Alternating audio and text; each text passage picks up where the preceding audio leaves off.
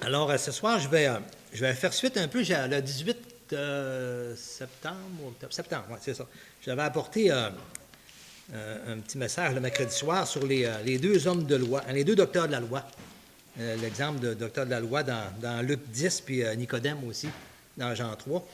Et je l'avais un petit peu dit que cette semaine-là, on avait de la visite à la maison. Il y avait des enfants, puis je n'ai pas pu mettre beaucoup de temps. Mais là, j'ai repensé beaucoup à ça, puis ce soir, j'apporte une suite à ce message-là, parce qu'en l'oreille étudiant, il m'est revenu quand même beaucoup de petits points à ajouter pour complémenter tout cela, et puis pour approfondir un petit peu là, ce qu'il y avait dans ces deux textes-là. Alors, on voyait que dans Luc 10, on va aller le voir tout à l'heure, mais on voyait ce docteur de la loi qui s'approche de Jésus, mais c'est voulant, ça nous dit qu'il voulait comme l'éprouver. Hein? Il voulait le tester par rapport à la loi. Lui, c'est un spécialiste de la loi. Il espérait peut-être le prendre en défaut. Alors, on voyait que son attitude, là, ce que nous dit la parole, vu qu'il vient pour l'éprouver, bien, ce n'est pas une attitude qui est louable, bien au contraire. Et on voit aussi de la façon dont Jésus lui répond aussi, et qui lui répond quand même très, très bien. Et puis, on voit que Nicodème, lui, c'est tout différent comme attitude. Nicodème, lui, il vient avec respect. Alors, Nicodème, qui est vraiment fasciné surtout par tous les miracles que Jésus a accomplis, il dit, c'est impossible, c'est qu'un homme qui fait de telles choses, il faut que ça vienne de Dieu. Hein? C'est sûr que c'était un homme de Dieu. Alors, il était quand même fasciné, il était curieux de voir Jésus en personne. Il est venu un petit peu timidement de nuit, là, pour ne pas peut-être être persécuté par les autres à ce sujet-là. Mais quand même, on voit qu'il vient avec une attitude de respect. Et aux deux personnes, Jésus va leur parler par rapport à la vie éternelle, par rapport à la vie éternelle, mais d'une façon différente. Hein? Et différent du premier que de Nicodème. Et c'est comme si c'est deux chemins différents. Alors, est-ce que Jésus peut se tromper? Bien sûr que non. Et ce soir, je vais revenir un petit peu là-dessus pour voir un petit peu pourquoi ces deux façons différentes. Vous allez voir comment ça se rejoint, ces deux choses-là. Alors, on va regarder ensemble, premièrement, dans Matthieu 17, Matthieu 5, les versets 17 à 20.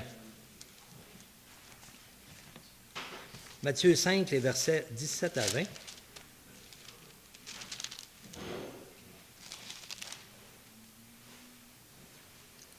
Alors, si quelqu'un veut nous lire ces versets-là, s'il vous plaît.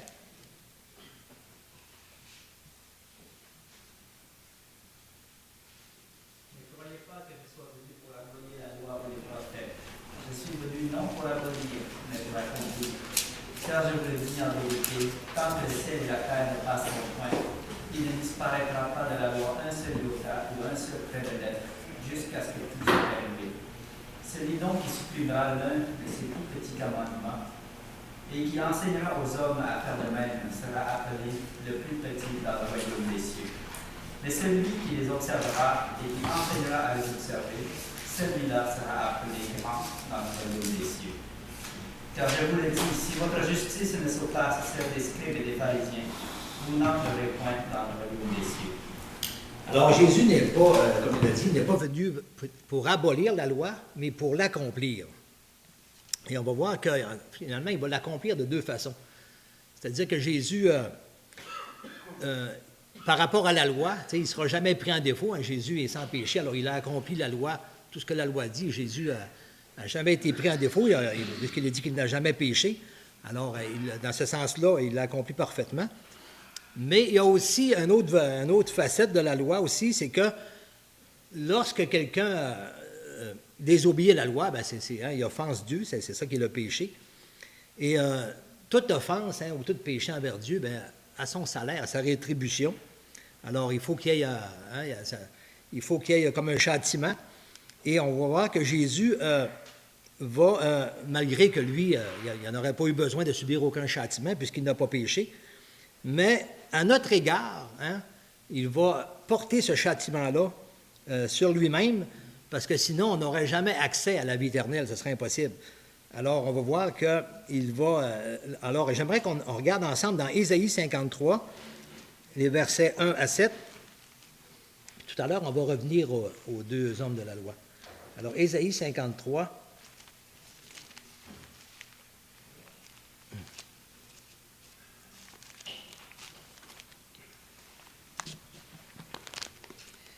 Ésaïe 53, les versets 1 à 7. Alors, qui a cru à ce qui nous était annoncé? Qui a reconnu le bras de l'Éternel? Il s'est élevé devant lui comme une faible plante, comme un rejeton qui sort d'une terre desséchée. Il n'avait ni beauté ni éclat pour attirer nos regards, et son aspect n'avait rien pour nous plaire. Ici, ça le décrit quand même sur la croix, il ne faut pas penser. Ça voulait dire qu'il était vraiment nécessairement laid, on ne sait pas. Mais il veut dire, c'est par rapport à lorsqu'il a porté nos péchés sur la croix. Méprisé et abandonné des hommes, homme de douleur et habitué à la souffrance, semblable à celui dont on détourne le visage. Nous l'avons dédaigné, nous n'avons fait de lui aucun cas. Cependant, ce sont nos souffrances qu'il a portées, c'est de nos douleurs qu'il s'est chargé, et nous l'avons considéré comme puni, frappé de Dieu et humilié. Mais il était blessé pour nos péchés, brisé pour nos iniquités, et le châtiment qui nous donne la paix est tombé sur lui. Et c'est par ses meurtrissures que nous sommes guéris. Nous étions tous errants comme des brebis, chacun suivait sa propre voie, et l'Éternel a fait retomber sur lui l'iniquité de nous tous. Et puis, il a été maltraité et opprimé, il n'a point ouvert la bouche, semblable à un agneau qu'on mène à la boucherie, à une brebis muette devant ceux qui l'attendent, il n'a point ouvert la bouche. J'aimerais qu'on lise le verset 10. Il a plu à l'Éternel de le briser par la souffrance, après avoir livré sa vie en sacrifice pour le péché. Et on voit aussi à la fin du verset 12, il a porté les péchés de beaucoup d'hommes, il a intercédé pour les coupables. Alors on voit qu'il s'est chargé de nos iniquités, de nos péchés. Il a pris le châtiment qu'on méritait. Eh bien, c'est lui-même qui l'a pris sur nous. Le châtiment qui nous donne la paix, c'est ça, est tombé sur lui. Alors il a accompli la loi, en ce sens-là aussi, à notre égard, parce que sinon, personne ne pourrait être sauvé. Alors on revient maintenant à Luc 10, cet homme de loi qui vient vers Jésus justement avec une attitude là, voulant l'éprouver. Et puis, on ne lira pas tous les versets comme la dernière fois, là, c'est un petit rappel, mais principalement les versets 25 à 29. Un docteur de la loi se leva et dit à Jésus pour l'éprouver, « Maître, que dois-je faire pour hériter la vie éternelle? » Ici, il disait bien, « Qu'est-ce que je dois faire? » Et Jésus lui dit, « Bien, qu'est-il écrit dans la loi? » C'est un homme de loi. Alors Jésus peut lui poser la question, il devrait être capable d'y répondre. « Qui l'es-tu? » Alors il répondit, « Tu aimeras le Seigneur ton Dieu de tout ton cœur, de toute ton âme, de toute ta force, de toute ta pensée, et ton prochain comme toi-même. » Alors Jésus lui dit, « Tu as bien répondu, lui dit Jésus, fais cela et tu vivras. » C'est un peu ce que dit la loi, « Fais cela et tu vivras. » Lui demande, « Qu'est-ce que je dois faire? » Mais lui, voulant se justifier, dit à Jésus, « Et qui est mon prochain? » On voit que si quelqu'un était capable d'accomplir la loi sans péché, c'est seulement Jésus qui l'a fait. Il serait sauvé, il n'aurait pas besoin d'aller en enfer. Mais tous ont péché avec la nature pécheresse, tous ont péché, sont privés de la gloire de Dieu. Donc, il nous est impossible d'accomplir ce que dit la loi sans offenser Dieu, sans manquer. Jésus dit, fais cela et tu vivras, c'est ça que dit la loi. Mais lui, ça devrait l'amener à dire, je ne suis pas capable. La loi est là pour nous amener à prendre conscience de nos offenses, qu'on n'est pas capable, et d'implorer le pardon de Dieu, la miséricorde de Dieu. C'est là pour nous amener à la repentance, au pied du Seigneur, et de confesser notre péché, confesser notre impuissance, notre incapacité d'accomplir la loi. Alors, c'est Jésus seul qui était capable de l'accomplir. Mais on voit cette attitude de cet homme, bien plutôt que de venir, de dire, qui peut réussir ça, plutôt. Mais lui, voulant se justifier, déjà là, au lieu de venir à la repentance, bien, il veut se justifier en sous-entendant que la loi, c'est peut-être pas si précis que ça, là, c'est embêtant, on peut l'interpréter de différentes façons, mais qui est mon prochain? Alors, par rapport à ce que dit la loi sur l'amour du prochain, et on voit que Jésus, avec amour, lui a amené un exemple pour l'aider à comprendre l'esprit de la loi. Un petit peu comme lorsque les pharisiens l'ont repris, je ne me souviens pas si les pharisiens ou les scribes, là, mais sur le fait qu'ils voyaient les disciples manger sans se laver les mains. Je ne me souviens pas, en tout cas. Mais on voit que Jésus disait, c'est pas ce qui entre dans l'homme qu'il soit l'homme, mais c'est ce qui sort de l'homme, c'est ce qui sort de son cœur, parce que c'est du cœur que viennent les mauvaises pensées, les meurtres, les adultères, ces choses-là. Hein, Jésus va parler, par exemple, si quelqu'un convoite une femme, déjà là, dans son cœur, il a déjà commis adultère. Devant Dieu, dans l'esprit de la loi. Déjà là, quand dans nos pensées, on est déjà dans la convoitise de faire quelque chose ou qui va contre l'esprit de la loi, bien, déjà là, on pêche.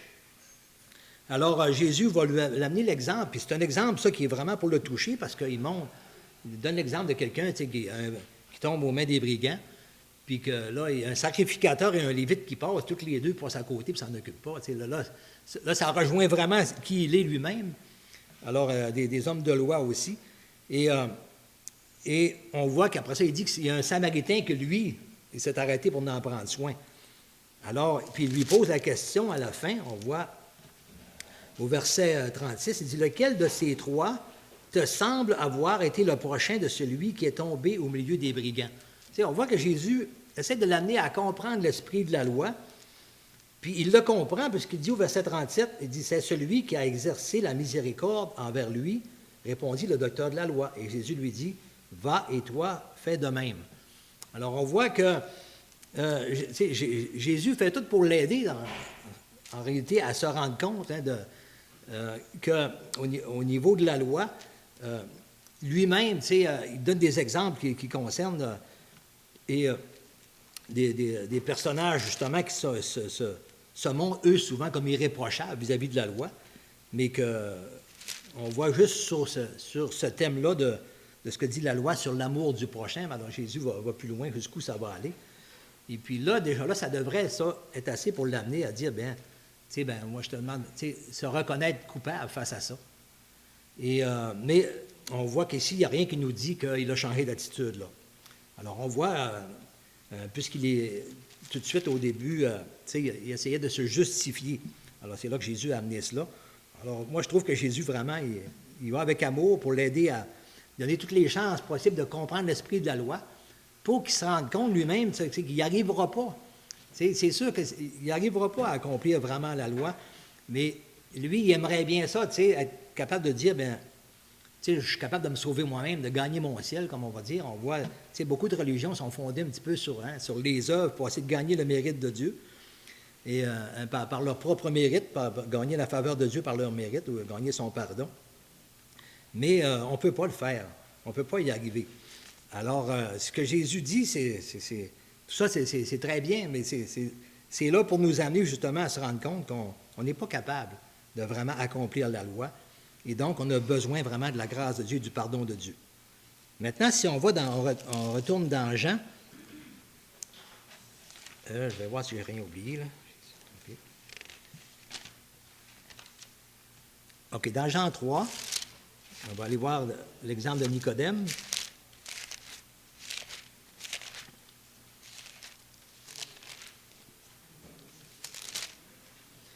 Alors, tantôt, on voyait que cet homme-là, lui, ce qu'il voulait, c'est faire quelque chose pour hériter la vie éternelle. C'est ça qu'il voulait. Mais Jésus, en tout cas, il a essayé de l'amener à se rendre compte qu'il ne peut pas faire quelque chose. Il ne réussira pas à faire quelque chose pour la vie éternelle. Personne ne peut réussir. Mais Nicodème, lui, bien, Jésus va lui montrer que c'est Dieu qui initie le salut. C'est lui qui va l'accomplir. Ça ne vient pas de la personne, mais ça vient de Dieu. Personne ne peut se sauver par ses efforts ou par l'observation de la loi. Il n'y arrivera pas. Mais vu que Nicodème, justement, Nicodème ne pose pas la question, mais on voit son attitude respectueuse qui vient auprès du Seigneur, s'approche de lui, il le reconnaît comme étant quelqu'un qui vient de Dieu. Eh bien, alors Jésus va l'amener vraiment à commencer à lui expliquer que le salut, ça va vraiment passer par la foi en l'œuvre de Jésus qui est envoyé par Dieu. Alors, on voit, il y eut un homme d'entre les pharisiens nommé Nicodème, un chef des Juifs, qui vint lui auprès de Jésus de nuit et lui dit, « Rabbi, nous savons que tu es un docteur venu de Dieu, car personne ne peut faire ces miracles que tu fais si Dieu n'est avec lui. » Jésus lui répondit, « En vérité, je te le dis, si un homme ne naît de nouveau, il ne peut voir le royaume de Dieu. » Nicodème lui dit, « Comment un homme peut-il naître quand il est vieux? Peut-il rentrer dans le sein de sa mère et naître? » Jésus répondit, en vérité, je te le dis, si un homme ne naît d'eau et d'esprit, il ne peut entrer dans le royaume de Dieu. Ce qui est né de la chair est chair, et ce qui est né de l'esprit est esprit. ne t'étonne pas que je t'ai dit, il faut que vous naissiez de nouveau. Et ici, j'aimerais qu'on lise dans Jean 1, l'Évangile de Jean au chapitre 1, les versets 1 à 8.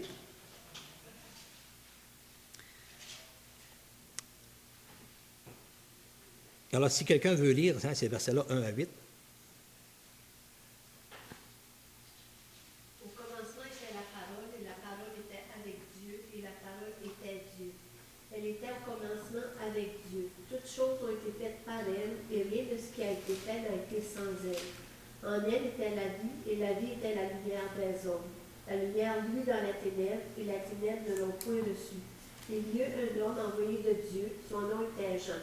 Il vint pour servir de témoin, pour rendre témoignage à la lumière, afin que nous crûmes par lui. Il n'était pas la lumière, mais il parut pour rendre témoignage à la lumière. Si quelqu'un veut lire de 9 à 18. Cette lumière était la véritable lumière, qui en venant dans le monde éclaire tout homme. Elle était dans le monde, et le monde a été fait par elle, et le monde ne l'a point connue. Elle est venue chez les siens, et les siens ne l'ont point reçue. Mais à tous ceux qui l'ont reçue, à ceux qui croient en son nom, elle a donné le pouvoir de devenir enfants de Dieu, lesquels sont nés non du sang, ni de la volonté de la chair, ni de la volonté de l'homme, mais de Dieu. 14. Oui, jusqu'à 18. Oh oui, oui. Et la parole a été faite chair et elle a habité parmi nous, pleine de grâce et de vérité, et nous avons contemplé sa gloire, une gloire comme la gloire du Fils unique, venu du Père. Jean lui a rendu témoignage et s'est écrié. C'est celui dont j'ai dit, celui qui vient après moi m'a précédé, car il était avant moi. Et nous avons tous reçu de sa plénitude, et grâce pour grâce. Car la loi a été donnée par Moïse, la grâce et la vérité sont venues par Jésus. Personne n'a jamais vu Dieu. Le Fils unique qui est dans le sein du Père est celui qui l'a fait connaître. Alors, on voit ici, principalement au verset 12, mais à tous ceux qui l'ont reçu, à ceux qui croient en son nom, il a donné le pouvoir de devenir des enfants de Dieu, lesquels sont nés non du sang, ni de la volonté de la chair, mais de la volonté, ni de la volonté de l'homme, mais de Dieu. Alors, on voit que c'est Dieu qui accomplit ce salut. Ça ne peut pas être fait par l'effort de l'homme, mais c'est vraiment fait par Dieu et puis par l'œuvre de Jésus-Christ aussi sur la croix. Alors, si on revient dans Jean 3 avec Nicodème aussi, alors Jésus lui parle de cette nouvelle naissance, de ce qui est né de la chair est chair, ce qui est né de l'esprit est de l'esprit. Alors, il faut vraiment naître de l'esprit. Et il dira un petit peu plus loin aussi, au verset 14, « Et comme Moïse éleva le serpent dans le désert, il faut de même que le Fils de l'homme soit élevé à la croix, afin que quiconque croit en lui ait la vie éternelle. » Alors, c'est par la foi en son nom ce qu'il va accomplir, car Dieu a tant aimé le monde qu'il a donné son Fils unique, afin que quiconque croit en lui ne périsse pas, mais qu'il ait la vie éternelle. Dieu, en effet, n'a pas envoyé son Fils dans le monde pour qu'il juge le monde, mais pour que le monde soit sauvé par lui. Celui qui croit en lui n'est point jugé, mais celui qui ne croit pas est déjà jugé, parce qu'il n'a pas cru au nom du Fils de Dieu. Et ce jugement, c'est que la lumière étant venue dans le monde, les hommes ont préféré les ténèbres à la lumière, parce que leurs œuvres étaient mauvaises. Alors, on voit que c'est vraiment par la foi en Jésus, et Dieu, qui, vraiment, par amour pour nous, a donné son Fils, parce que, afin qu'il porte ce châtiment, comme on a vu dans Isaïe 53, qu'il porte ce châtiment à notre place, ce châtiment qu'on méritait. Alors, il a comme accompli ce que dit la loi. Il fallait que ce châtiment-là soit payé. Alors, Jésus l'a pris à notre place. Et maintenant, c'est par la foi en ce qu'il a accompli que c'est suffisant pour Dieu. Dieu, c'est ce qu'il demandait, ce que son Fils Jésus prenne ce châtiment-là à notre place. Et si quelqu'un met sa foi en Jésus, se reconnaissant pécheur et perdu, et recevant Jésus en l'acceptant comme son sauveur, son Seigneur et son sauveur personnel, eh bien, c'est de là qu'on devient enfant de Dieu, par l'œuvre de Dieu, par son esprit qu'il met en nous, et puis par la nouvelle naissance qu'il fait en nous, faisant de nous des enfants de Dieu. Alors, on voit, j'aimerais qu'on regarde maintenant dans Romains 3, les versets 9 à 12.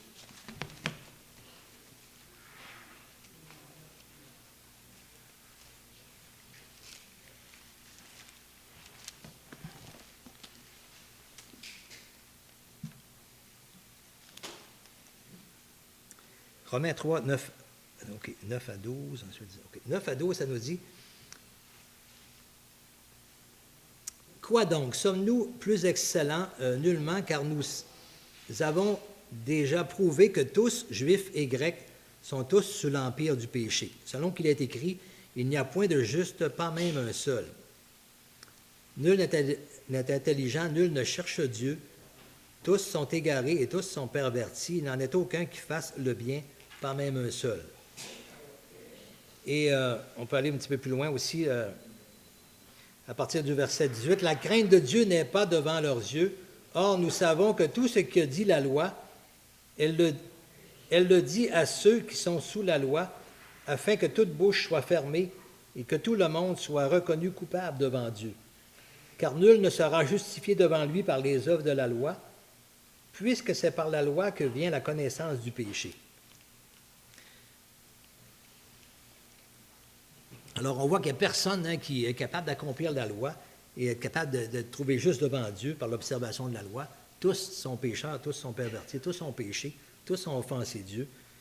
Alors, la loi est là pour nous amener, on n'a pas le choix, elle va nous conduire, elle est là pour nous conduire à la repentance, reconnaître pécheur et perdu, et nous conduire au pied de Dieu, implorer son pardon, et de voir comment on peut être pardonné. Et bien sûr, c'est en confessant nos péchés, et puis en croyant dans la façon que Dieu a choisi pour qu'on puisse être justifié, c'est-à-dire que Jésus a payé à notre place le prix, elle portait notre châtiment à notre place, elle payait le prix de nos péchés.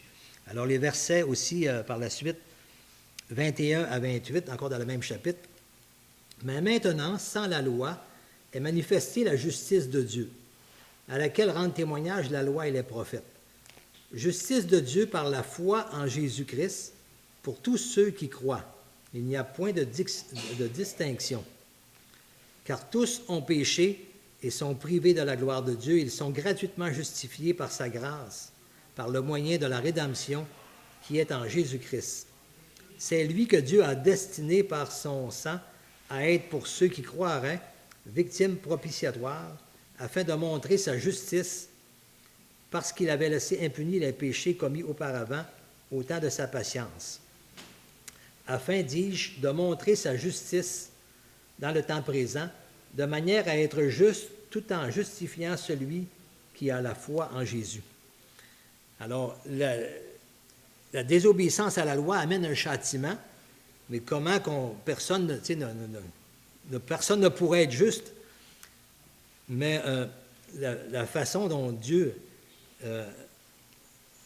peut manifester cette justice par rapport à la loi, c'est que Jésus a payé à notre place ce châtiment-là. Alors, c'est une justice qui convient à Dieu. Jésus a payé à notre place. Et ce qu'il nous demande, c'est de mettre notre foi en Jésus, en ce plan de rédemption que Dieu a choisi, de payer à notre place le prix de nos péchés. C'est vraiment un plan de grâce. Exercer la miséricorde envers nous et sa grâce envers nous. On ne mérite pas ça du tout. On mérite tout à fait le contraire. On mérite le châtiment éternel. Et Jésus et Dieu manifeste sa justice par l'accomplissement de Jésus à la croix, en portant notre châtiment à notre place. Alors, c'est quelque chose d'extraordinaire quand on s'arrête à cela.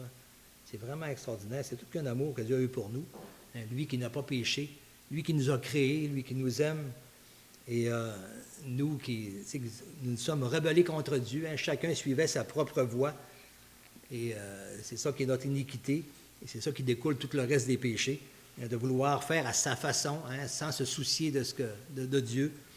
Alors, ça conduit vraiment à toutes sortes de perversités. Alors, merci Seigneur de sa grâce qui est manifestée envers chacun de nous. Alors, c'est tout qu'un privilège que nous avons et de pouvoir, malgré toutes nos offenses, recevoir ce pardon-là et qu'aussi qu'on puisse avoir hérité de la vie éternelle. Alors, on est justifié par la foi en l'œuvre de Jésus à la croix. Et, OK. Romains 4, 1 à 8 aussi, alors un petit peu plus loin. Romains 4, 1 à 8. Ça nous dit, que dirons-nous donc qu'Abraham, notre père, a obtenu selon la chair? Si Abraham a été justifié par les œuvres, il a sujet de se glorifier, mais non devant Dieu. Car que dit l'Écriture? Abraham crut à Dieu, et cela lui fut imputé à justice. Or, à celui qui fait une œuvre, le salaire est imputé non comme une grâce, mais comme une chose qui est due. Mais à celui qui ne fait point d'œuvre, mais qui croit en celui qui justifie l'impie, que nous sommes l'impies, tous pécheurs, alors sa foi lui est imputée à justice. De même, David exprime le bonheur de l'homme à qui Dieu impute la justice dans les œuvres. Il dit « Heureux ceux dont les iniquités sont pardonnées et dont les péchés sont couverts. Heureux l'homme à qui le Seigneur n'impute pas son péché. » Ça, on retrouve ça dans le psaume 32. Et puis, j'aimerais qu'on lise d'ailleurs le psaume 32, les versets 1 à 8. On voit un petit peu aussi, à travers ce psaume,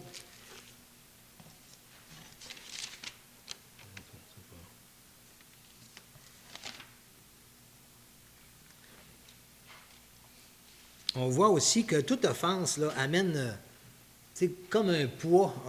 On voit que, on va le lire tout simplement, ça le démontre tellement, ça devient comme un poids, comme un fardeau. Hein, il y a une séparation qui est faite avec Dieu. Et puis, c'est comme ça met que s'appesantit sur nous. Alors, psaume de David, « Heureux celui à qui la transgression est remise, à qui le péché est pardonné. Heureux l'homme à qui l'Éternel n'impute pas l'iniquité, et dans l'esprit duquel il n'y a point de fraude. Tant que je me suis tu, mes os se consumaient, et je gémissais toute la journée, car nuit et jour ta main s'apesantissait sur moi. Ma vigueur n'était plus que sécheresse comme celle de l'été. » Alors, tant que je me suis tu, tant que je n'ai pas confessé mon péché, hein, je fais le mal. Et puis, si on regarde aussi, avant qu'on vienne à Jésus principalement, alors, beaucoup de personnes vivaient des malaises terribles, même des personnes qui ont... On voit quand on lit Luther et tous ces personnages-là aussi, qui ont amené beaucoup la réforme à travers l'Église, et qui ont cherché à comprendre, parce que eux, dans ce temps-là, le salut était enseigné comme quelque chose qui se méritait. Et là, ils ont découvert, et plusieurs, ne trouvaient pas du tout la paix dans cette façon d'essayer de mériter. Mais quand est-ce que je suis sûr que je l'ai assez mérité? On ne peut jamais, il y a toujours une incertitude, une inquiétude, c'est pas vivable. Et plusieurs personnes sont venues à la conversion et témoignent qu'avant leur conversion, là, ils cherchaient Dieu, il y avait, si on pourrait dire, à cœur leur vie éternelle, ils croyaient en cela, puis ils voulaient être sûrs de ne pas être perdus, de ne pas être séparés de Dieu pour l'éternité. Mais essayer d'accomplir la loi, essayer de bien faire, on voit beaucoup de témoignages des gens qui étaient misérables malgré tout cela, et c'était une situation pas vivable. Mais vraiment, ce qui donne la paix, hein, c'est vraiment la confession. Ça commence par confesser son péché, hein, reconnaître son péché et le confesser. Parce que sinon, c'est quelque chose qui... c'est un mur de séparation qu'il y a entre nous et Dieu. Et sa main s'appesantit. Et même pour le croyant, s'il nous arrive de pécher, bien, la parole de Dieu nous dit, nous avons un avocat auprès du Père qui est Jésus-Christ. Mais si je ne vais pas vers lui, puis je ne confesse pas mon péché, bien ça aussi, je vais le vivre. Hein. C'est comme la main de Dieu qui s'appesantit. Je vais me sentir mal. C'est quelque chose, vraiment, c'est vraiment un mal à l'aise profond. Alors, comme il dit ici, tant que je me suis tu, mes os se consumaient. Je gémissais toute la journée. Car nuit et jour, ta main s'apesantissait sur moi, et ma vigueur n'était plus que sécheresse, comme celle de l'été. Alors, verset 5, « Je t'ai fait connaître mon péché. » Alors, ça, c'est ça. Hein, c'est le chemin vers le pardon. Il faut commencer par confesser à Dieu, vraiment qu'on est pécheur. « Je t'ai fait connaître mon péché, et je n'ai pas caché mon iniquité. J'ai dit, j'avouerai mes transgressions à l'Éternel. et tu as effacé la peine de mon péché. Qu'ainsi tout homme pieux te prie au temps convenable, et si de grandes eaux débordent, elles ne l'atteindront nullement. Tu es un asile pour moi, tu me garantis de la détresse, tu m'entoures de chants de délivrance. Alors on voit comment est-ce qu'il a retrouvé la paix. C'est pourquoi il dit, comme on l'a lu dans Romains 4, heureux celui, l'homme à qui l'Éternel n'impute pas l'iniquité. Alors, c'est ça, le Seigneur nous justifie à travers l'œuvre de Jésus sur la croix, mais ce qu'il me demande, c'est de confesser mon péché, confesser mon incapacité, confesser vraiment comment est-ce que j'ai offensé Dieu, et puis croire quand même que Jésus l'a payé ce châtiment dans ma place, et accepter son pardon. Et bien sûr que quand on confesse sincèrement notre péché, qu'on demande à Dieu vraiment de nous pardonner, bien c'est ça, on est pardonné, hein? On est justifié à cause de ce que Jésus a accompli. Il a pleinement accompli ce châtiment qu'on méritait. Alors, c'est ça, Romains 8, 1. Et on voit d'ailleurs comme un peu comme Jean-Baptiste prêchait. Hein, il prêchait la repentance, pour préparer le chemin du Seigneur. Il faut commencer les gens, il les amenait à confesser leurs péchés. Alors, la plupart de ceux qui venaient se faire baptiser, souvent, confessaient leurs péchés. Et puis, alors, c'est le chemin vraiment pour préparer la venue du Seigneur dans nos cœurs. Hein, il faut d'abord confesser notre péché, se reconnaître pécheur. Tant qu'on veut se justifier, un peu comme le premier l'homme de loi là, qui essaie de se justifier, ça ne marche pas. Hein, ça ferme le chemin. Hein, et on reste à ce moment-là en pensant par nos propres efforts, essayer de mériter notre salut, bien, c'est impossible. Alors, cet homme-là, il n'a pas pu partir heureux parce qu'il ne réussira pas. Mais c'est vraiment, comme David l'a dit, heureux l'homme à qui l'iniquité n'a pas été imputée, celui qui est pardonné, celui que l'offense est enlevée. Alors, c'est vraiment par la confession et demander pardon à Dieu et croire que Jésus a payé à notre place. Et notre pardon est vraiment accordé. Alors, le pardon amène la paix, la libération, la réconciliation avec Dieu. Alors, il n'y a plus d'inquiétude et c'est une paix, hein, que ça nous dit la parole, qui surpasse toute intelligence. C'est quand même qu'on veut expliquer ça à des gens, là, des gens qui ne connaissent pas Dieu. Cette paix-là, elle ne s'explique pas. Entre nous, quand on parle de cette paix-là qu'on a reçue quand on s'est converti au Seigneur, bien, on sait de quoi qu'on parle, même si on n'a pas les mots pour l'expliquer. Hein, on a tous connu, nous tous qui avons accepté le Seigneur Jésus comme sauveur, on a connu cette paix-là, hein, où le Saint-Esprit vient en nous. Hein, puis l'Esprit témoigne à notre esprit que nous sommes un enfant de Dieu. Alors, quand on a reçu l'Esprit par la nouvelle naissance, sa paix est en nous. Et en toutes les épîtres, on voit ça, hein, que la paix du Seigneur et sa grâce soit abondamment répandue sur vous. C'est ce qu'il accomplit. Alors, c'est quelque chose de merveilleux, hein, cette nouvelle naissance. Toutes choses sont devenues nouvelles. C'est une vie nouvelle, complètement nouvelle. Et je me souviens quand je me suis converti au Seigneur, tout est nouveau. On ne pense qu'à lui. Et là, on veut se montrer reconnaissant par notre comportement, par notre témoignage. On cherche à annoncer, on pense à tous ceux qui nous entourent, qui ne le connaissent pas. Puis on est rempli du désir de... Moi, je me souviens, des fois, la nuit, je passais souvent mon temps à rêver la nuit que je témoignais à quelqu'un, notre famille, nos proches. Là. C'était jour et nuit qu'on se réjouissait de cela. Et puis, on vient qu'on s'habitue un petit peu plus à cette paix-là. Mais c'est quelque chose qui, des fois, on prend comme acquis, mais c'est quelque chose d'extraordinaire. Puis il faut vraiment se le rappeler souvent de quel état qu'on était avant. Et quand on voit ceux qui nous entourent aussi, qui ne connaissent pas Dieu, hein, qui ne savent pas où ils s'en vont, ils n'ont pas de but dans la vie vraiment, à part que leur carrière et l'argent ou les plaisirs ou les loisirs. Mais avoir toujours un intérêt pour le Seigneur, avoir hâte aux réunions, moi, ça m'a toujours... j'ai accepté le Seigneur, j'avais 24 ans, là, j'arrive à 60. J'ai toujours eu hâte à mes réunions. C'est le mercredi ou le dimanche, peu importe la réunion. C'est plaisant parce qu'on partage la paix qu'on a reçue puis qu'on a encore. On partage l'œuvre de Dieu dans nos cœurs. On s'édifie, on s'encourage. Entendre les autres aussi raconter ce qu'ils vivent, partager ce qu'ils vivent. La communion fraternelle, c'est tellement plaisant. partager aussi ce qu'on a lu dans la parole, puis que ça nous a touchés. Et de voir aussi que tous les croyants, on va lire les mêmes choses, puis on voit que c'est dans le même esprit. C'est le Seigneur, on n'est pas en contradiction les uns envers les autres, sauf il y a quelques petits points, souvent dans des doctrines, qui sont des points peut-être plus difficiles à comprendre parfois, qui demandent là, plus d'études, là, mais en général, on est dans le même esprit, on se rejoint très facilement. Et en tout cas, cette paix-là, on peut tous la partager et s'en réjouir, l'amour de Dieu dans nos cœurs et les uns vers les autres. Alors, c'est complètement une vie nouvelle. Maintenant, on est centré sur la personne de Jésus. Au déjeuner de l'espoir, il y avait quelqu'un qui était avec moi, c'est ça que je lui partageais. Il dit, un chrétien, elle dit comme ça, je vois que vous êtes des chrétiens évangéliques. Et puis, je n'avais pas eu vraiment l'occasion d'y parler beaucoup avant cela. Là. Mais, et puis, je lui disais ça, c'est qu'un chrétien, justement, ça le dit chrétien, ça veut dire vraiment être comme centré sur Christ. Hein, le Christ est en nous. C'est vraiment la personne de Christ qui compte. C'est lui que nous écoutons, que nous adorons. C'est notre Seigneur, notre Sauveur. C'est lui qui a payé pour nous.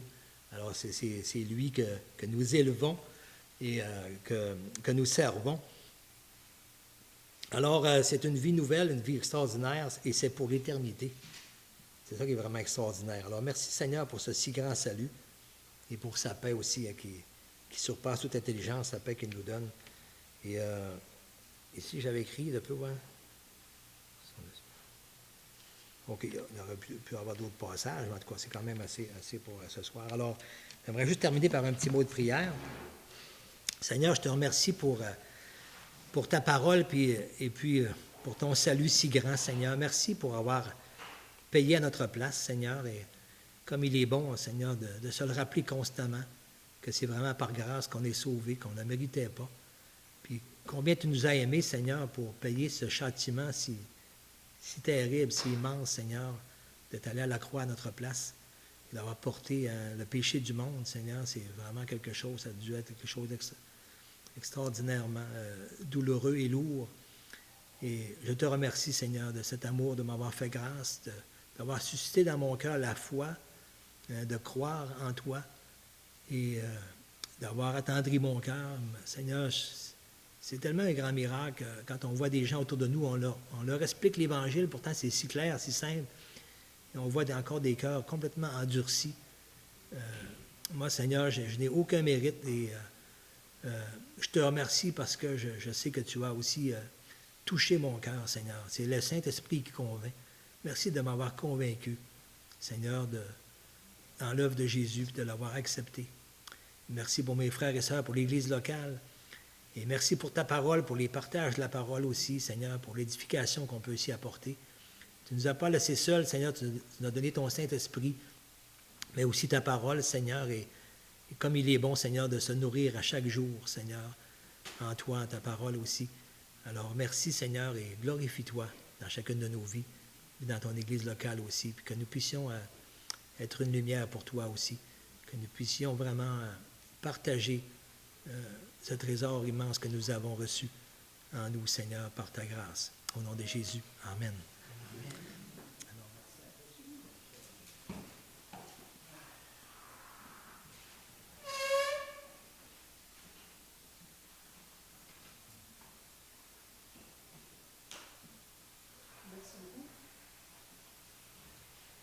Psaume 32, vraiment un beau psaume, hein? Mais aussi, comme il dit au verset 4 et 5, hein, que nuit et jour, ta main s'appesantissait sur moi. Est-ce que ça vous est déjà arrivé? Que la main de Dieu s'appesantisse sur vous? Pesant? C'est lourd. Quand c'est Dieu qui met sa main sur nous, c'est très lourd. On ne file pas bien. Son objectif, c'est de nous pousser à la repentance. Et David, il dit, à un moment donné, plus capable de résister, il dit, là, je vais te faire connaître quelque chose. Je vais te faire connaître mon péché. Pas facile, là. Avouer nos péchés, les dire humblement devant Dieu, voilà, Seigneur, j'ai péché là. C'est ici que j'ai péché. Alors, merci beaucoup pour le message ce soir. Quand on regarde tout ce que Jésus a accompli, alors le fait aussi que ça devrait vraiment nous interpeller en quelque part. Est-ce que j'ai du péché personnellement que je devrais confesser dans ma vie personnelle? Si je l'ai écouté ce soir, puis que ça ne me dit absolument rien, que je ne m'arrête pas pantoute, puis ça ne va pas. Ça ne va pas. J'ai vraiment besoin de m'arrêter à la lumière de la parole, à la lumière des versets que nous avons lus, et laisser l'Esprit de Dieu nous convaincre. Y a-t-il quelque chose que j'ai fait dernièrement, aujourd'hui, hier, avant-hier, qu'il faudrait vraiment qu'il soit confessé? Je devrais m'arrêter, c'est sérieux. Et toujours se réjouir de notre salut. À la pensée qu'on est pardonné. Oui, on est pardonné, mais j'ai besoin de marcher encore dans cette communion-là avec mon Père.